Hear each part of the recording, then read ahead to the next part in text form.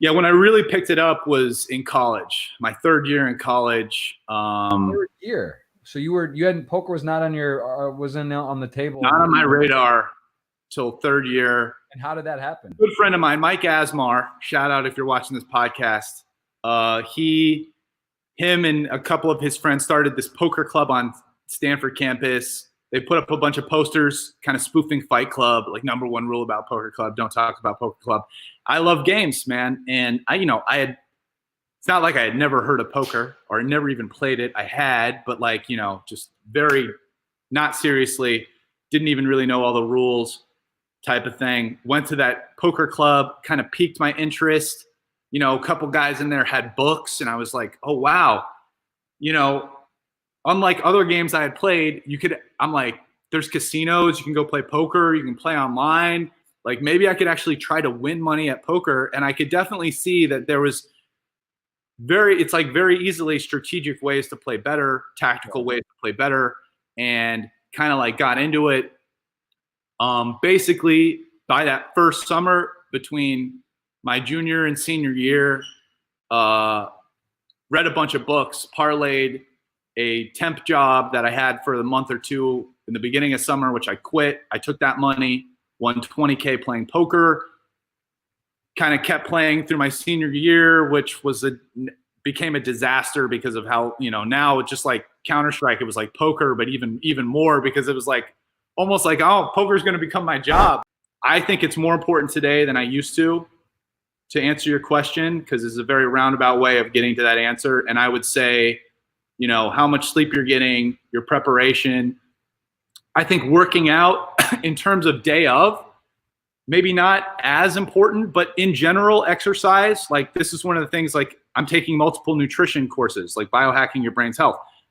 That's a 4-week course. The second week was about how exercise contributes, your mental acuity, sharpness, awareness is increased by exercise. This is a fact. We don't understand all of the mechanics about this because our neuroscience or neurological understanding is still quite basic, but it's basically a proven fact that different kinds of exercise over the long term improve your brain's performance. So while I wouldn't say on a day-to-day basis this is crucial, and I'd say sleep is way more important, right? But over the long term, getting regular exercise is actually very important to your brain. One of the ideas is BDNF, which is a neurotransmitter in your brain, which helps promote new neuron growth and whatever, is increased by exercise, among other things. When we look at kids, they're constantly forming new neural pathways, and it's called I'm gonna forget the name of this term, but it's plasticity, neuroplasticity. Their brains are growing, and this idea that when you get older this stops is just not true. And this is an example: someone gets in an accident and hurts their brain, and the doctor's like, they'll never walk again. Well, guess what? Some of those people do walk again, and it's because through neuroplasticity, their brain, which had something that was shut off, kind of reteaches itself.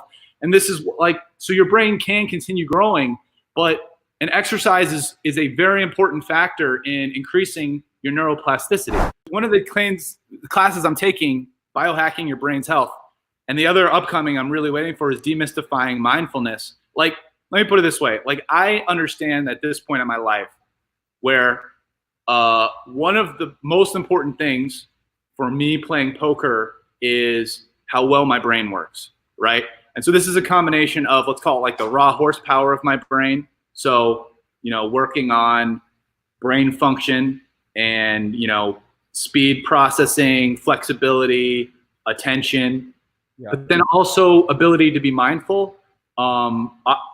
I think clearly when you're playing poker, anyone who has played a bunch, you're sitting there for a very long time, and your ability to focus and be aware on what you're doing and kind of tune out the rest of the world and have that mindfulness. Right. It's not just with poker, really in anything in life, being mindful leads to much better performance in that. I think this is one of the reasons why most people can get this very naturally doing something like sports. And that's why a lot of people love playing sports, because you're in there, you're shooting hoops, you're playing a 3-on-3, you're not thinking about anything else. You're just pass this, run, grab the rebound, and you're not worrying about it. Now, sometimes with poker, you know, like for example, for me, when I started playing poker and it was all newer, it was easy. I could go play 15-hour poker sessions and be totally consumed because it's like every spot felt new and this and thinking about it.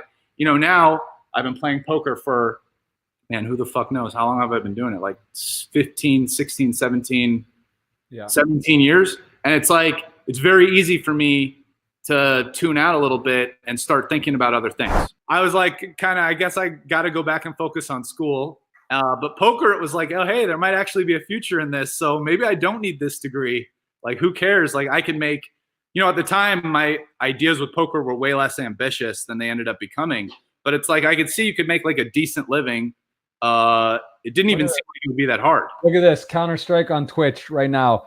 There is 108,000 viewers watching someone play Counter-Strike at this moment. 22 million followers in the category. Like this guy right here, Rasty, this could have been you. He's got 10,500 people watching him play. Or I don't even know. That's not Counter-Strike, I don't think. But no, it's not Counter-Strike. He's in the category. I don't know why. I'm too old, man. I've heard video games like you peak by the time you're like in your early 20s. You're already past the peak, right? Yeah, you're past the prime. So reaction time. Rep in Rio here. GG to Rio. I mean, dude, these leagues and these esports, they're giving scholarships now to they're giving scholarships for League of Legends and these other games, like the Big Ten and different conferences actually have like actual structured, you know, it's like being on a sports team. I will tell you, as a game enthusiast my whole life, there is definitely room for video games offering to really unreal strategic situations in terms of decision making that you're doing, and also requirement for you in terms of processing and quickly synthesizing using information. Whether, I mean, like some of the games I would say that really exemplify this and are all a little different. Counter-Strike from a very immediate tactical standpoint, but there's a lot of tactical and strategic considerations in Counter-Strike. Especially, it was like you're on a team, you have an objective, especially when you're running a clan. Like I was setting up our strategies, like who goes here, like what to do, talking on the voice. So obviously to get into Stanford, I was kind of a beast in high school. I mean, I was valedictorian in my class, like 800 kids. I got like a 1550 on the SAT. I got all fives on like 10, whatever, AP, 1 to 5 class tests. Like, I got like 2 800s and a 780 on the SAT2s. I was in a bunch of extracurriculars. Like I smoked high school. Skating by is what you're saying. No, and I didn't even study as hard as some of the other people in my classes. Although, I mean, I did my work. You know, it's not like I goofed off. But that said, it was like a fun process. Like my friends were in my classes. I lived by the school. People would come by after. We'd do some work, shoot some hoops, play some video games. You know, it was like a whole good thing. Then I went to college, and all of a sudden it was like, I have no idea what I want to do. Oh, hey, I guess I'll spend most of my first year playing Counter-Strike. And I actually got like ridiculously good at Counter-Strike. Counter-Strike was the thing then? I thought that's like a new hot game. That's been around for 25 No, years. man. In fact, my freshman year was when they kind of was like the betas, and then I went to version 1.0, and I was like ridiculously good at it. I actually ran a clan, and we were like 44-2 in match in like various leagues during the 6 months that I was. Clan. Let's clarify. What is a clan is for Counter-Strike? Yeah, you got like your tag and this, and we had our own MIRC channel. It was like super nerd. And so the funny, this is what I'm saying though. It's like I had friends who went to, let's say, less difficult colleges, and they're like, oh yeah, dude, we LAN party all weekend. No one was playing Counter-Strike as serious as me as my freshman dorm. I was by far like the only one fucking off at the level that I was like fucking off. So I've actually, it's interesting.